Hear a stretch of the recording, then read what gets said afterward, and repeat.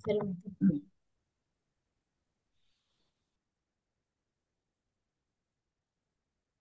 హరే కృష్ణ.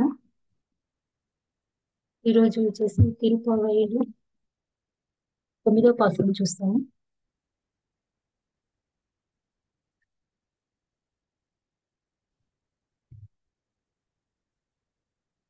தூமணி மாடத்து சுற்றும் விளக்கெரிய தூபம் கமல துயிலனை மேல் கண்கவரும் மாமன் மகளே மணி கதவும் தாழ் தெரவாய் மாமீர் அவளை எழுப்பீரோ உன்மகள் தான் ஊமையோ அன்று செவிடோ அனந்தலோ எம்பெருந்துயில் மந்திரப்பட்டாலோ மாமயன் மாதவன் வைகுண்டன் என்றென்று నామం పలవం నవిందిలోర్ ఏం పావా.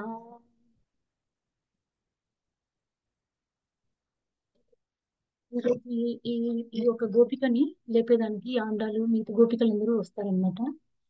తూమని మాడత్తు అంటే తూమని అంటే చాలా ప్రీషియస్. మనీ అంటేనే స్టోన్ అన్నమాట. ప్రీషియస్ స్టోన్ అంటే నవరత్నాల నుంచి వస్తాయి అనమాట. అంటే అద్భుతమైన నవరత్నములతో పొదిగున్న ఒక అద్భుతమైన భవనంలో ఈ గోపిక పడుకోనుందంట. చుట్rum వెలకెరియే. చుట్rum అంటే చుట్టూ కూడా అద్భుతమైన దీపాలు. వెలక అంటే తమిళ్లో దీపాలు అన్నమాట. చుట్టూ కూడా అద్భుతమైన దీపాలు పెట్టున్నారనమాట. ధూపం కమల తూయిలనై మేల్ కన్కవరం అంటే అద్భుతమైన ధూపం ఒక వాసన వస్తుందంట. మామన్ మగలే మణి కదవం తాళ్ తెరవాయ్. మామన్ మగల్ అంటే ఓ మామ కూతురా, మణి కదవం అంటే మణులతో కూడుకున్న తలుపుని తెరవండి, తాళ్ తెరవం ఓపెన్ చేయండి అనేసి చెప్తుందన్నమాట. ఇట్లా చెప్తూ ఉండంగానే ఆ గోపిక వాళ్ళ అమ్మ వచ్చేసి ఆమె వస్తదనమాట వీళ్ళ దగ్గరికి. ఎవరు వచ్చారా అనేసి వచ్చినప్పుడు వెంటనే ఈ ఆండాల తల్లి ఏం పడుతుంటే మామీర్ అవలై ఎలిపీరో అంటే అత్త తనను లేపండి అనేసి అంటదనమాట. ఉన్మగల్తాన్ ఊమయో అన్రిసెవిడో అనందలో. నీ కూతురు ఏమైనా మూగదా, చెవిటిదా, లేకపోతే ఆమె కొంచెం లేజీగా అంటే బద్ధకంతో ఉందా, లేకపోతే అసలు మీరు చెప్పేది అర్థం కావట్లేదా ఏంటి అనేసి అడుగుతున్నారనమాట. ఎం ఎం పెరుంతొయిల్ మందిర పట్టాలో. ఏమైనా మంత్రతంత్రాల వల్ల ఆమె నిద్రలో ఉందా అనేసి అడుగుతున్నారనమాట. మామయన్ మాధవన్ వైకుంఠన్ ఎండ్రెండ్రన్ నం నామం పలవం నివిందెలోర్ ఏం పావం అంటే భగవంతుడు ఒక నామాలు మామూలుగా వచ్చేసి తను ఎంతసేపు పిలిచినా పలకకుండా ఉంది కాబట్టి అందుకని భగవంతుడు ఒక నామాలు చెప్తే వెంటనే రియాక్ట్ అవుతారు కదా భక్తులు అనేవాళ్ళు. అందుకనేసి చాలా తెలివిగా వచ్చేసి ఆండాల తల్లి మామయ్యన్ అంటే అంటే అందరిని అట్రాక్ట్ చేస్తే ఒక మ్యాజిక్ పవర్ అనేది ఉంటుంది అనమాట. అట్లాగా మామయ్యన్. మాధవన్ అంటే లక్ష్మీపతి అన్నమాట. నెక్స్ట్ వైకుంఠన్ ఎవరైతే వైకుంఠంలో ఉంటారో సో అటువంటి ఒక భగవంతుని నామాల్ని మనం కీర్తిద్దాము లేవమ్మా అనేసి ఇక్కడ ఆండాల తల్లి వచ్చేసి లోపల ఉండే గోపికని లేపుతుందన్నమాట. ఈ అద్భుతమైన విషయాలు లేపుతూ ఈ ఆండాల తల్లి వచ్చేసి దీంట్లో మెయిన్ గా ఏం చెప్తున్నారంటే ఫస్ట్ నవరత్నాల గురించి. మణి కదువు అని చెప్పింది కదా, మణి కదువు అంటే ఈ ఒక భవనం అంతా వచ్చేసి మణులతో కూడింది అనమాట. సో అందుకని ఈ నవరత్నాలు అంటారు కదా మనం. సో ఈ ఒక నవరత్న అన ఈ సంబంధాలు ఏంటి అనేది భగవంతుడికి మనకి 9 రకమైన సంబంధాలు ఆ ఉంటాయి. అవి ఏంటంటే పితాహ అంటే భగవంతుడు మనకు ఒక పిత. రక్షహ అంటే భగవంతుడు మనని రక్షించేవాడు. భర్త అంటే అంటే భర్త అంటే మామూలుగా అనుకుంటాం కదా అంతా మగవాళ్ళే కదా అనేసి, కానీ చెప్పాలంటే మనం అంతా వచ్చేసి ప్రకృతి అన్నమాట. ఓన్లీ భగవంతుడు ఒకటే పూర్ణ పురుషోత్తముడు, అందరూ భగవంతుడికే చెందినవారు అనమాట. అందుకని భర్త. ఆధార. ఆధార అంటే భగవంతుడు మనకి ఆధారం. అంటే మనం ఇంకా అంటే ఆయన మీదే మనం పూర్తిగా ఆధారపడి మనకు జీవనాన్ని నడిపిస్తున్నాం అనమాట.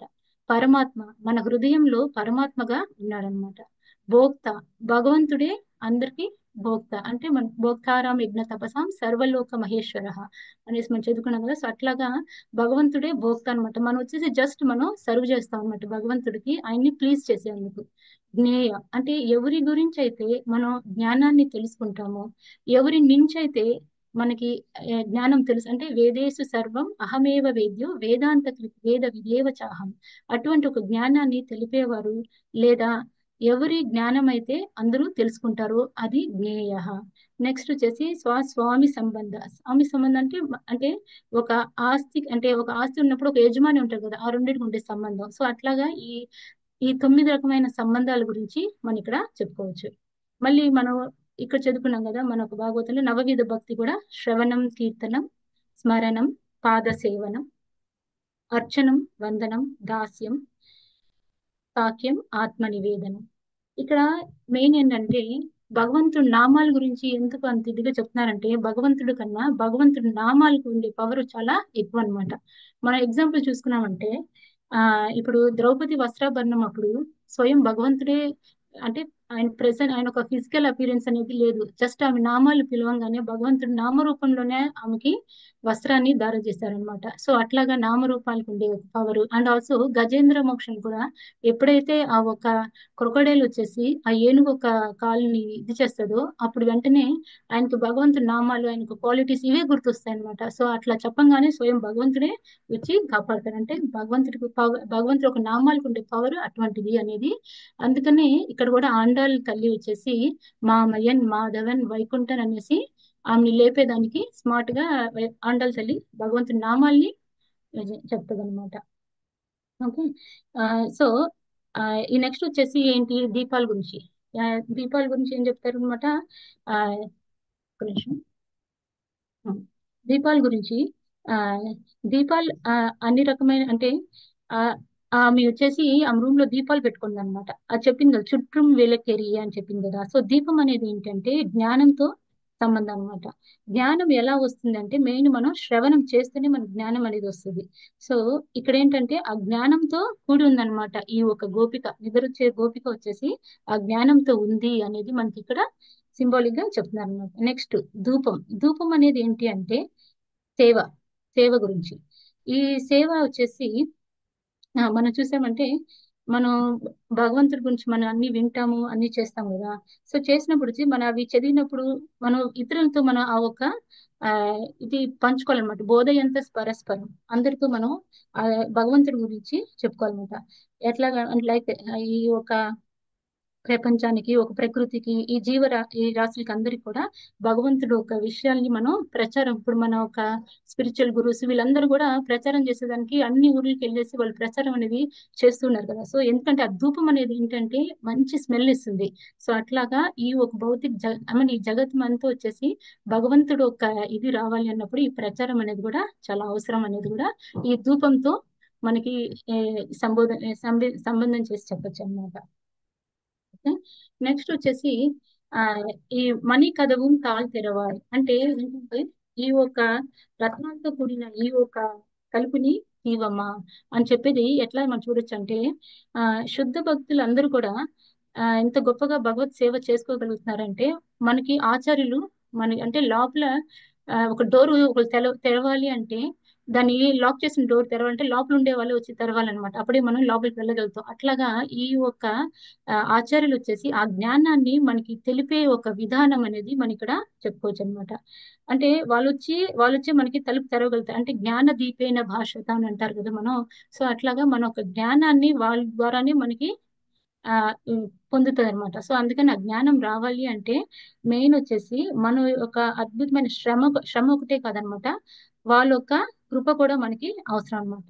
భగవంతుడికి భక్తునికి ఆచార్యుల వల్లనే ఈ ఒక జ్ఞానాన్ని అందించగలుగుతారు అనేసి మనకి తెలుసుకోవచ్చు అనమాట. ఇంకోటి మనం ఈ గోపి గీతంలో తవ కథామృతం తప్త జీవనం కవి విరీడితం కల్మషాపహం శ్రవణమంగళం శ్రీమదాతతం భువి గృణంతి యే భూరిధా జనా. అంటే ఈ భగవంతుడు ఒక కథామృతమే మనకు జీవనాన్ని నడుపుతుంది అనమాట.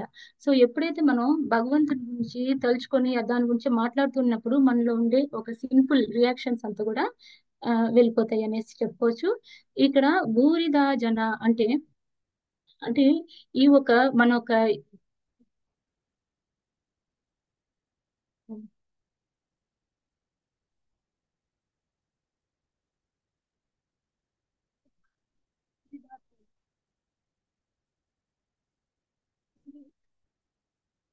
మనకి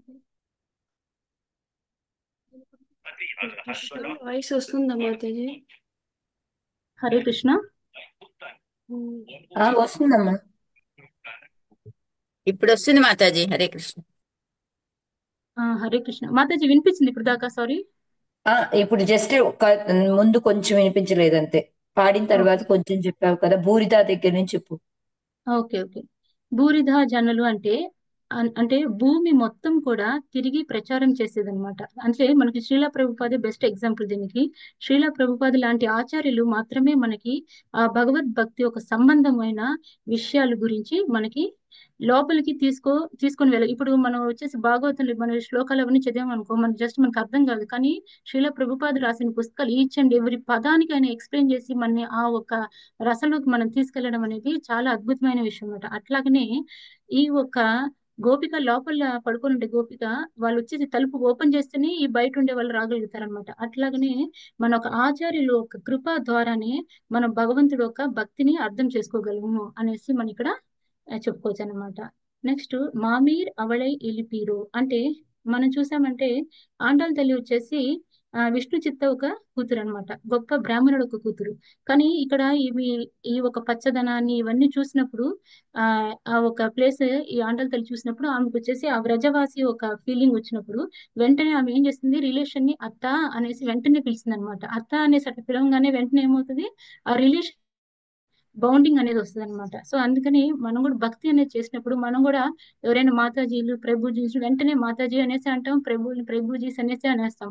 అన్నప్పుడు ఏమవుతుంది, మనం వచ్చేసి ఆ బంధనం అనేది లాగా వెంటనే ఇక్కడ వచ్చేసి ఆండాళ్ళ తల్లి అత్త అని పిలిచి ఆ ఒక బంధనం అనేది, రిలేషన్షిప్ అనేది చేసుకుంటది అనమాట. అంటే భగవద్ భక్తుల్లోకి వచ్చేసి మెయిన్ ఆ రిలేషన్షిప్ అనేది ఉంటేనే భగవంతుడి గురించి మనం ఆ బోధ ఎంత పరస్పరం అంటే మన పరస్పరం చెప్పుకునేదానికి ఉంటదన్నమాట.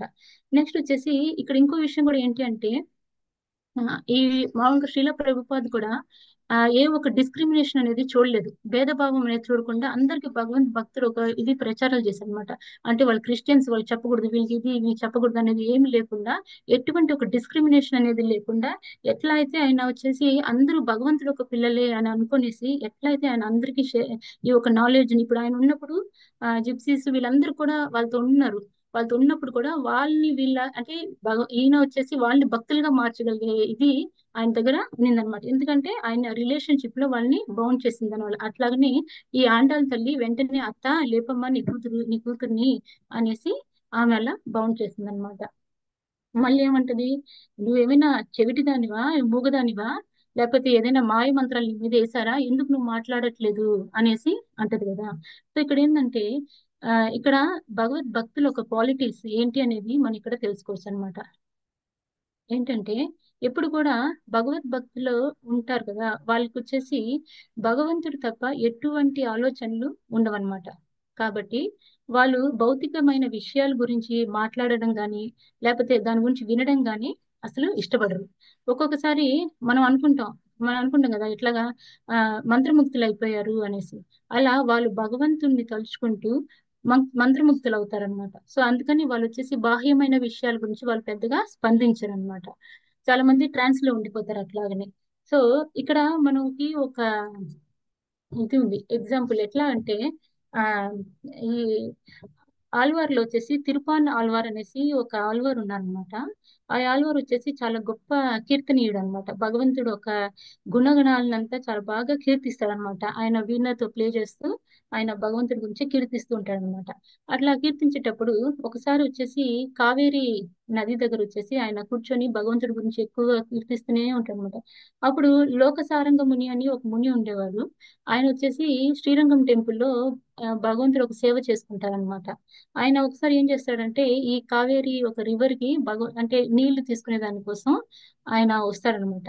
వచ్చినప్పుడు ఈయన ఎవరు ఈ తిరుపాన ఆళ్వార్ అనే అతను వచ్చేసి ఆళ్వార్ గారు ఏం చేస్తారంటే ఆయన ఆ కీర్తన దాంట్లో ఉండేదాని వల్ల ట్రాన్స్ లో ఉండేదాని వల్ల చుట్టుపక్కల ఏం జరుగుతుంది అనే విషయం కూడా ఆయనకి ఏమీ తెలియదు అనమాట. అప్పుడు ఈ లోకసారంగ ముని వెళ్ళేటప్పుడు వచ్చేసి ఆయన దారికి అడ్డంగా ఉన్నారనేసి జరగండి ఎట్లాగా అని అంటే ఆయన ఏమి స్పందించరు అనమాట. ఈయనకి కోపం వస్తుంది, టైం అయిపోతుంది ఒక పక్క, అందుకని కోపం వస్తుంది అనమాట. ఏంటి అబ్బాయి జరగట్లేదు అనేసి ఒక చిన్న రాయి ఎత్తి ఆయన మీద వేసేసి ఆయన వెళ్ళిపోతారనమాట. అప్పుడు అట్లా రాయి వేయగానే ఈయన ట్రాన్స్ఫర్ నుంచి బయటకు వస్తారనమాట.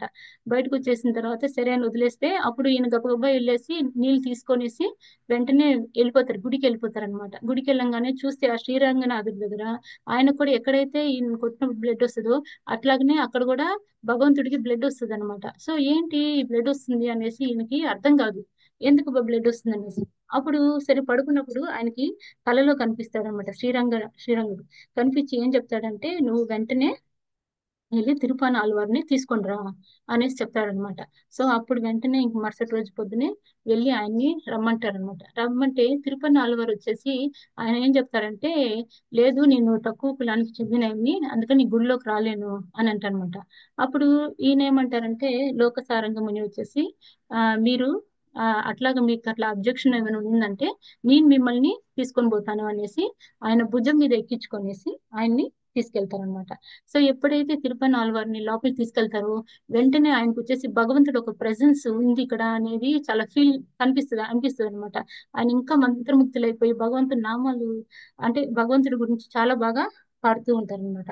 సో అట్లా పాడుతున్నప్పుడు భగవంతుడు ఒక అంటే డివైన్ ఫీట్ లో నుంచి ఆయన ఒక కాలు దగ్గర నుంచి ఆయన తల దగ్గర ఆయన బాగా వర్ణిస్తూ ఒక 10 10 వెర్సెస్ ఉండే ఒక పోయం ని ఆయన రాస్తారనమాట. ఇక్కడ మనం తెలుసుకునే విషయాలు ఏంటి అంటే ఒకటి వచ్చేసి భగవంతుడి భక్తిలో ఉన్నప్పుడు వచ్చేసి చాలా మంది బాహ్యమైన విషయాల గురించి పెద్ద పట్టించుకోరు అనే విషయం ఒకటి. నెక్స్ట్ వచ్చేసి భగవంతుడిని ఎట్లాగా మనం చూడాలి అంటే ఎట్లా ఈయనైతే ఆ పోయం అనేది ఆ 10 వర్సెస్ ఫస్ట్ కాల్ నుంచి ఎలా స్టార్ట్ చేశారో అట్లాగనే మనం కూడా భగవంతుని చూడాలి అనే విషయం కూడా మనం ఇక్కడ తెలుసుకోవచ్చు అనమాట.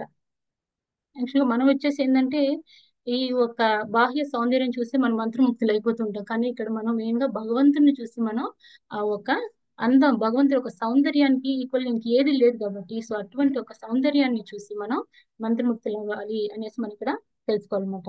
సో ఇవన్నీ జరుగుతూ ఉన్నప్పుడు ఈ లోపల ఉండే గోపిక వచ్చేసి ఇంకా ఆమె భగవంతుని నామాలు చెప్తే ఇంకా లేకుండా ఎలా ఉంటది. సో అట్లాగా ఆమెకి లేచి సరే పదండి వెళ్దాము, సో భగవంతుడిని మనం కీర్తిద్దాం రండి అనేసి అంటారనమాట.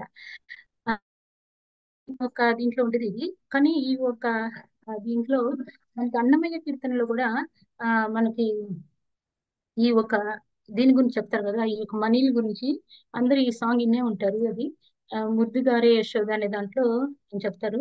జస్ట్ వన్ స్టాండ్ పడేసి ఫినిష్ చేస్తాను.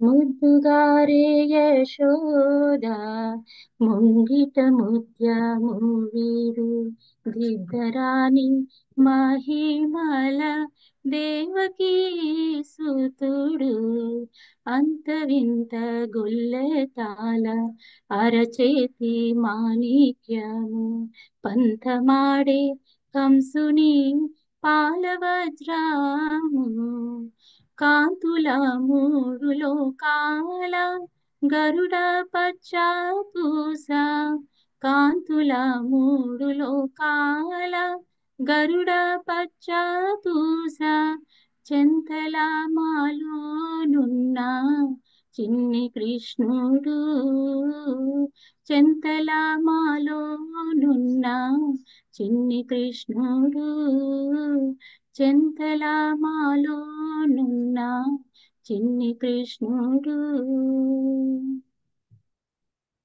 దీనికి రిలేటెడ్ అయిన శ్లోకాస్ వచ్చేసి శ్రీమద్ భాగవతంలో ఈ శ్లోక 10.22.8 భగవాంస్తద్ అభిప్రేత్య కృష్ణో యోగేశ్వరేశ్వరః వయస్సైర్ ఆవృతస్తత్ర గతస్తత్ కర్మ సిద్ధయే. సో భగవంతుని యోగేశ్వర అనేది ఇక్కడ మెయిన్ గా, ఎందుకంటే ఆయన ఒక మైస్టిక్ పవర్స్ తోటి మనం మామాయన్ అని చదువుకున్నాం కదా, దాంట్లో వచ్చేసి ఆయన ఒక యోగేశ్వరుడు అంటే మాస్టర్ ఆఫ్ మిస్టిక్స్ అనమాట. సో అట్లాగనే భగవద్గీతలు కూడా ఎత్ర యోగేశ్వర కృష్ణో ఎత్ర పార్థో ధనుర్ధర తత్ర శ్రీ విజయో భూతిర్ ధ్రువానీతిర్ మతిర్మమ. అదనమాట ఇక్కడ శ్లోక రిలేటెడ్ శ్లోక. హరే కృష్ణ. Thank you Mataji. నాకు ఈ అవకాశం ఇచ్చినందుకు. నాకు టైం చూసుకోక నేను ఫాస్ట్ గా చెప్పేసాను అనుకుంటా. మీరు ఎవరైనా ఏదైనా పాయింట్స్ యాడ్ చేయండి. నేను చెప్పిన దాంట్లో ఏమైనా తప్పులు ఉంటే ప్లీజ్ కరెక్ట్ చేయండి మాతాజీ. సారీ మాతాజీ, నా వల్ల అయినంత నేను చేయగలిగాను. సారీ. హరే కృష్ణ. హరే కృష్ణ ప్రభు. జగన్ ప్రభు, మీరు ఏమైనా కాల్ చేస్తారా పాయింట్స్? యా మాతది, నేను ఫస్ట్ అది ఒకసారి తెలుగులో అనువాదం చదువుతాను. చిత్రక ఆత్రేయ గారు రాసింది. మేలి రతనాల మేడలో చుట్టూ దీపాలు వెలుగ, ధూపాలు వీవ మేలి తల్పాన నిద్రించు మా మామ కూతురా, మణి తలుపు గుడి గడి తెరువు ముక్త, ఆమెను లేపవమ్మ, నీ తనయ మూగదా లేక చెవిటిదా అలసినదా, కావలి ఉంచిరా మంత్రము వేసిరా మహామాయావి, మాధవ వైకుంఠవాస అని పలు తిరునామాలు అనుసంధించు, ఆమె మేల్కొనగా జగతికే మంగళము కూర్చు మన ఈ శ్రీవ్రతము. ఇందాకలా మాతాజీ చక్కగా చెప్పారు. టక టక టక అని చెప్పవలసిన ముఖ్యమైన విషయాలు దీంట్లో చెప్పారు. అంటే ఈ యొక్క శ్లోకం మనం తెలుసుకున్నప్పుడు మాతాజీ తవ కథామృతం తప్త జీవనం అనే కూడా మంచి శ్రీమద్ భాగవతం యొక్క శ్లోకం చెప్పారనమాట. అంటే ఈ యొక్క శ్లోకంలో ఒకటి ఏంటంటే, ఆండాళ్ తల్లి ఈ పాశ్రంలో ఈ యొక్క సఖిని మేల్కొల్పడం ద్వారా అంటే భక్తుల జీవితాల్లో ఒక ఆధ్యాత్మిక జాగృతికి ఒక ప్రేరణ కల్పించేటట్లు చెప్పారనమాట. ఎందుకంటే ఆమె ఇవాళ మేల్కొల్పిన వా- సహచరిని ఒక చాలా శ్రీమంతురాలు అనమాట. తూమాణి మాడం అంటే అందమైనది, దృఢమైనది, చాలా వైభవంగా ఉన్న మేడ అని చెప్తూ ఆ అలాంటి మేడలో ఉన్న వాళ్ళని కూడా భగవత్ సేవలోకి రమ్మని ఆ సఖిని ప్రేరేపిస్తుంది అనమాట. అంటే ఆ మేడ యొక్క విశిష్టతను వర్ణించడం ద్వారా ఆ ఇంట్లో ఉన్న వ్యక్తిని డైరెక్ట్ గా చెప్పకుండా ఆ మేడని ఒక పరోక్షంగా వాడి అంటే మన భక్తి జీవితాల్లో ఆధ్యాత్మిక చైతన్యాన్ని రేకెత్తించాలనే ఉద్దేశంతో ఈ పాశురం రచింపబడింది అనమాట. అంటే మనం ఏ పరిస్థితుల్లో ఉన్నా కూడా భగవంతుణ్ణి మర్చిపోకుండా, మనకుండే భోగ ఐశ్వర్యాల్లో మునిగిపోకుండా ఉండి, మనకు వచ్చింది భగవంతుడు ద్వారానే సంక్రమించింది, మనకు వచ్చిందని తెలుసుకొని భగవత్ సేవలో ఉండాలి, అందరం కలిసి మెలిసి ఆ భగవత్ సేవ చేయాలి అనేది ఇక్కడ ఆండాళ్ తల్లి చెప్పడం జరుగుతుంది అనమాట. ఈ తూమాడి మాడం అని చెప్పారు కదా, అంటే ఇది భక్తుల హృదయాన్ని సూచిస్తుంది. అంటే బాహ్యతరంగా చూస్తే ఒక పెద్ద మేడ, చాలా వైభవమైన ఇల్లు అలా కూడా కనబడుతుంది, భవనం అలా కనబడుతుంది. కానీ ఇది భక్తుల హృదయాన్ని సూచిస్తుంది అనమాట. ఇది భగవంతుని నివాసానికి తగిన పవిత్రతతో ఉండాలి. అంటే ఈ మేడ ఎంత పెద్దగా ఉంది, భవనం ఎంత గొప్పగా ఉన్నదని కాదు, ఆ గొప్పమైన భవనంలో భగవంతుడు ఉన్నాడా అని. ఆ మాడ సౌందర్యం అందాలతో మేడగా భావించబడిన వాస్తవానికి అది భగవంతుడి సేవకు తగిన నిరాడంబరమైన మరియు అచంచలమైన భక్తిని ప్రతిబింబిస్తుందా లేదా అని చూడాలి. అంటే నిరాడంబరత అంటే మనస్సులో ఉండే నిర్మలత అని కూడా ఇక్కడ మనం సూచనప్రాయంగా తెలుసుకోవచ్చు. అంటే ఈ శ్లోకాన్ని ఆండాళ్ తల్లి మనకి చెప్పడం ద్వారా మనకి శ్రీమద్ భాగవతంలో కుంతి స్తుతిలోని ఇంకొక శ్లోకం కూడా మనకి బాగా గుర్తొస్తుంది అనమాట. జన్మైశ్వర్య శృతశ్రీభిరేధమాన మద పుమాన్ నైవార్హతి అవిధాతుం వై త్వాం అకించన గోచరం. జన్మ, మంచి జన్మ, ఐశ్వర్యము, మంచి మనకి తెలివితేటలు, మన అందం, ఇవన్నీ ఉన్నా ఉంటున్నప్పుడు కూడా భగవంతుడి సేవ చేయాలి. ఇవన్నిటిని తెలుసుకొని వాటి దీంట్లో ఆ మదంలో మనం ఇరుక్కుపోతే భగవంతుడు మనకి గోచరించడు. త్వాం అకించన గోచరం. ఎవరైతే భౌతిక సుఖాలు, ఇంద్రియ సుఖాల నుంచి బయటపడి వాటి యొక్క దుష్ప్రయోగాన్ని తెలుసుకొని ఉంటారో వాళ్ళకే భగవంతుడు కనిపిస్తాడు కానీ కేవలం మంచి జన్మ, ఐశ్వర్యము, చదువు, శృత అంటే ఎడ్యుకేషన్, చదువు, శ్రీ బాగా అందంగా ఉన్న వాళ్ళకి భగవంతుడు అంత డైరెక్ట్గా కనిపించడు. అలా ఉన్న వాళ్ళలో రెండు రకాలుగా మనం చూసుకోవచ్చు. ఒకటి, అలా ఉన్నా కూడా వాళ్ళకి అవన్నీ సౌలభ్యంగా ఉన్నా కూడా వాళ్ళంతటా వాళ్ళ పరిస్థితిని తెలుసుకొని భగవత్ సేవకై వాళ్ళు చేసే తపస్సు చేస్తారు. అది చాలా ఇంపార్టెంట్. అంటే అలాంటి వాళ్ళని చూసినప్పుడు కూడా మనం ప్రేరణ పొందాలి. అరే వీళ్ళకి అన్నీ ఉన్నాయి, అన్నీ ఉండి కూడా అన్ని సుఖాలు అనుభవించే ఎన్నో సౌకర్యాలు ఉన్నా కూడా వాటినన్నింటినీ కొంచెం పక్కన పెట్టి మనలాగా అందరితో పాటు ఒక ఒక సహజ ఒక మామూలుగా ఉన్న వ్యక్తి లాగా వాళ్ళు ప్రవర్తిస్తూ భగవత్ సేవలో అందరితో కలిసి భగవత్ సేవ చేసుకుంటున్నారంటే వాళ్ళని చూసి మనం దండం పెట్టుకోవచ్చు. ఎందుకంటే వాళ్ళకి ఈ భోగైశ్వర్యాలను చాలా ఈజీగా, సులభంగా ప్రాప్తిస్తాయి. అదొక మార్గంగా చూసుకుంటే, కానీ మనకున్న భోగైశ్వర్యాలు కూడా మనకు కూడా భగవంతుడు ఎంతో అంత ఇచ్చాడు కదా, వాటిని దురుపయోగం చేసుకోకుండా భగవత్ సేవలో చేయడానికి, భగవత్ మార్గానికి అది ఎలా తోడ్పడుతుందని చూడడం అనేది ఇక్కడ ఈ ఆండాళ్ళ తల్లి మనకి చూపెడుతుంది అనమాట. అలాగే మరి ఈ యొక్క ఆసఖిని ఎందుకు మేల్కొల్పాలి అంటే కూడా ఆవిడకి ఇంకొకటి సూచనప్రాయంగా చెప్తోంది. నువ్వు ఎంత అందమైన మేడలో ఎంత సుఖంగా పడుకున్నా కూడా భగవంతుడి సేవకు వేళయింది అంటే, భగవంతుడి సేవకు వేళయింది అంటే అర్థం ఏంటంటే ఇంకా ఆలస్యం చేయకూడదు. అందరూ సఖులు వచ్చారు, అందరూ కలిసి మనం భగవంతుడిని గుర్తు తెచ్చుకుందాం. ఎలా గుర్తు తెచ్చుకుందాం? ఒకటి, సామూహిక చైతన్యంతోనూ సామూహికంగాను ఇంకా భగవంతుడి నామస్మరణలు చేసుకుందాం. అంటే ఈ పాశురాన్ని అర్థం చేసుకున్నప్పుడు ఇంకో ముఖ్యమైన విషయం కూడా చెప్పాలి ఏంటంటే, మనం ఎంత అదృష్టవంతులం అంటే ఇలాంటిది అంటే భోగైశ్వర్యాలు ఎంతో ఉన్నా కూడా వాళ్ళు ఎన్నో వేరే భౌతికంగా ఎన్నో వాళ్ళు చేయదలుచుకోవడానికి వాళ్ళకి ఎన్నో ఆ, ఎన్నో దగ్గరగా కూడా ఉన్న వాళ్ళకి అవన్నీ వదులుకొని భగవత్ సేవలోకి వచ్చి మనతో పాటు భక్తి చేసేవాళ్ళు, మనతో పాటు ఉండి వెళ్ళేవాళ్ళని మనం అంతర్జాతీయ కృష్ణ భావనామృతంలో ఎంతో మందిని చూస్తాం. ఇది మనకి చాలా ముఖ్యమైన విషయం. అంటే కేవలం డబ్బు ఉందని, ఇంకేదో ఉందని ఆ డబ్బు ఏదో దాన ధర్మాలు చేసేసి వాళ్ళ పేర్లు పెట్టుకోవాలి, వాళ్ళ పేరు అందరికీ తెలియాలని చెప్పుకునే వాళ్ళ కంటే కూడా అంత డబ్బుండి కూడా ఎంతో మంది భగవత్ సేవ కొరకు వాళ్ళ సమయాన్ని వెచ్చించడం అనేది అంతర్జాతీయ కృష్ణ భావనామృతంలో మనం చాలా మందిని చూస్తాం. వాళ్ళ ద్వారా కూడా చాలా ప్రేరణ కూడా పొందుతుంటాం. అందుకని ఇందాక మాతాజీ తవ కథామృతం తప్త జీవనం అని చెప్పారు కదా, ఆ శ్లోకంలో కూడా మనకి ఈ యొక్క తత్వం కనబడుతుంది అనమాట.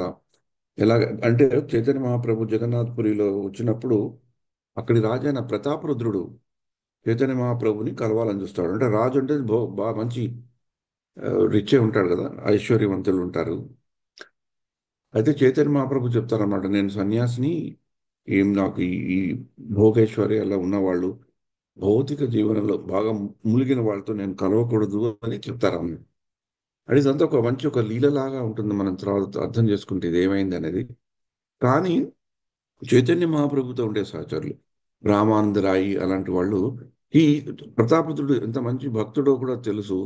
చైతన్య మహాప్రభుని కలవాలనుకుంటున్నాడు, భక్తి తత్పరతో కలవాలనుకుంటున్నాడు, తనే స్వయంగా వెళ్ళి కలవాలనుకుంటున్నాడు, తనే స్వయంగా వెళ్ళి సేవ చేయాలనుకుంటున్నాడు అని వాళ్ళకి తెలుసు. కానీ చైతన్య మహాప్రభు రికమెండ్ చేస్తుంటారు అన్నమాట, సార్ మీరు కలవండి తన్ని, చాలా మంచి భక్తుడు అని. కానీ చైతన్య మహాప్రభు మళ్ళీ మళ్ళీ మళ్ళీ రిజెక్ట్ చేస్తుంటారు.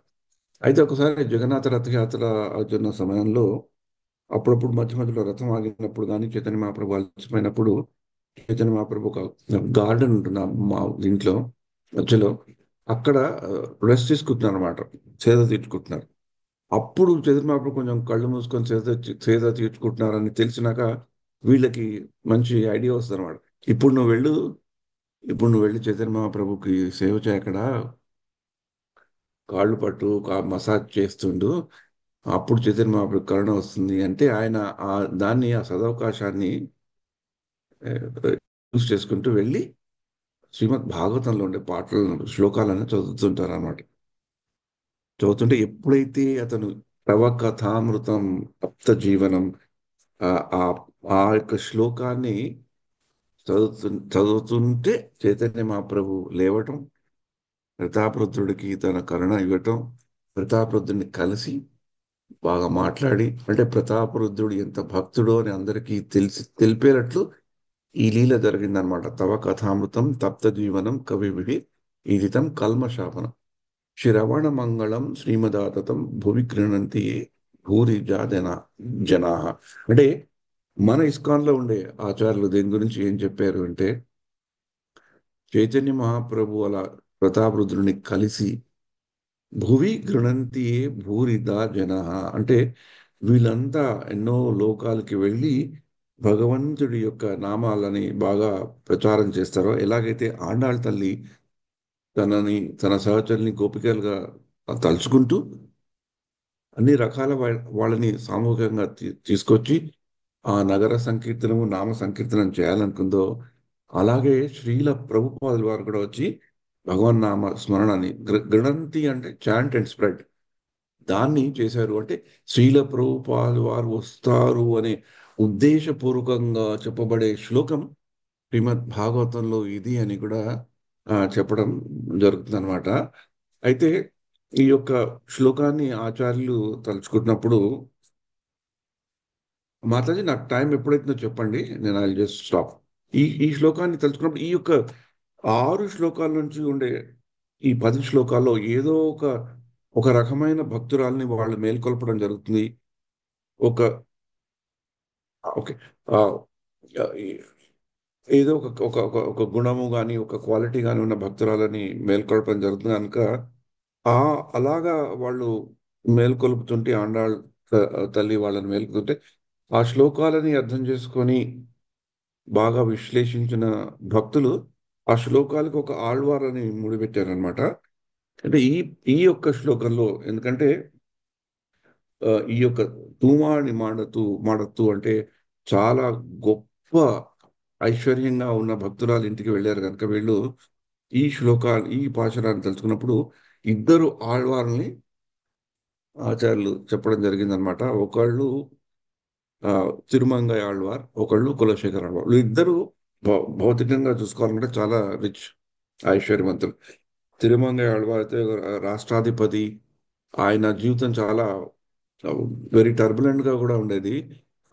ఒక కాలంలో బాగా భగవత్ కార్యాల కొరకు తన ఖజానాని వాడుకునే వాళ్ళు. అలా వాడుకుంటే అది కొంచెం తక్కువ అయిపోవడం, దాని కొరకు మళ్ళీ ఆ ఖజానాన్ని ఎలా పెంచాలనే దాని కొరకు ఒక డెకాయిట్ లాగా కూడా అవ్వడం.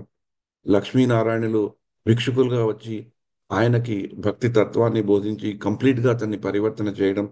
ఆ పరివర్తన చేశాక అతను ఎంతో ఎంతో ధన సమృద్ధి సాధించుకొని భగవత్ కైంకర్యం కొరకు భక్తిని బాగా ప్రచారం చేయడం. అంటే మనకి దివ్య దేశాల్లో ఉండే ఈ లీలలు, దివ్య దేశాల్లో ఒక మహత్తు, ఇవన్నీ కూడా బాగా ప్రాచుర్యంలో రావడానికి తిరుమంగ ఆళ్వార్ ఎంతో చేశారు. అతను ఎంతో చక్కగా పాడేవాళ్ళట. పాడి ఈ ధామాల యొక్క లీలలు, భగవద్ధామాల యొక్క ప్రాముఖ్యత, ముఖ్యంగా దివ్య దేశాలు అంటే వైష్ణవ పరంపరలో వచ్చే 108 దివ్య దేశాల గురించి ఆయన చెప్పడం ద్వారా వచ్చే తరాలకి వాటి గురించి బాగా తెలియడం జరిగింది. ఎలాగైతే రూప గోస్వామి, సనాతన గోస్వామి, చైతన్య మహాప్రభు బృందావనంలో ఉండే ఈ యొక్క మందిరాలను బయటకు తీసుకొచ్చారో, ముఖ్యమైన స్థలాలను బయటకు తీసుకొచ్చారు. ఇప్పుడు మనం చూసే బృందావనంలా ఉంది అంటే వాళ్ళ కంట్రిబ్యూషన్ ఉంది.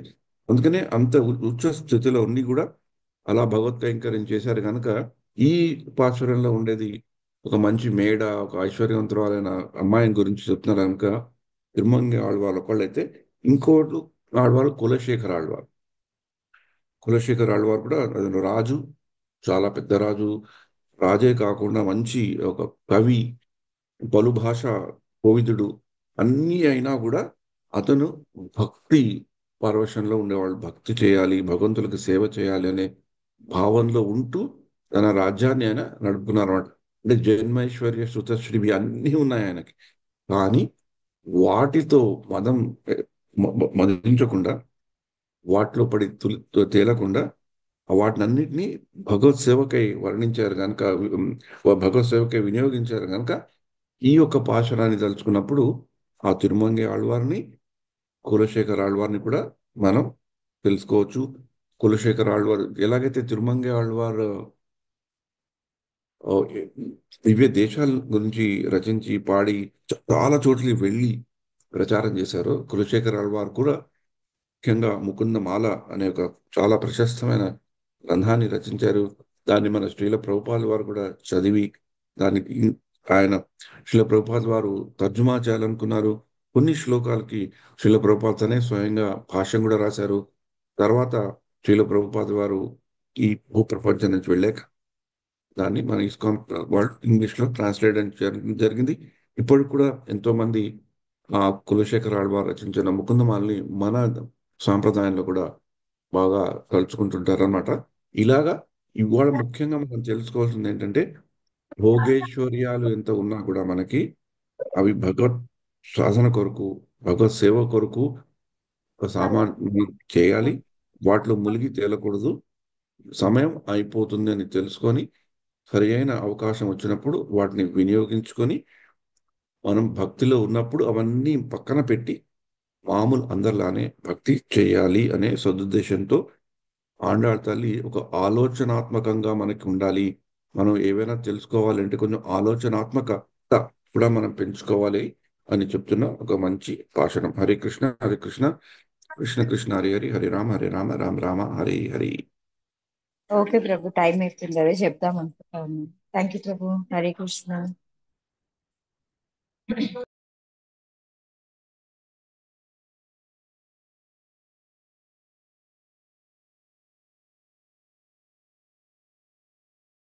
మాతాజీస్, మనం బ్రేక్అవుట్ రూమ్ ఖాళీ చేసి వెళ్దాము. ఓకే, హరే కృష్ణ.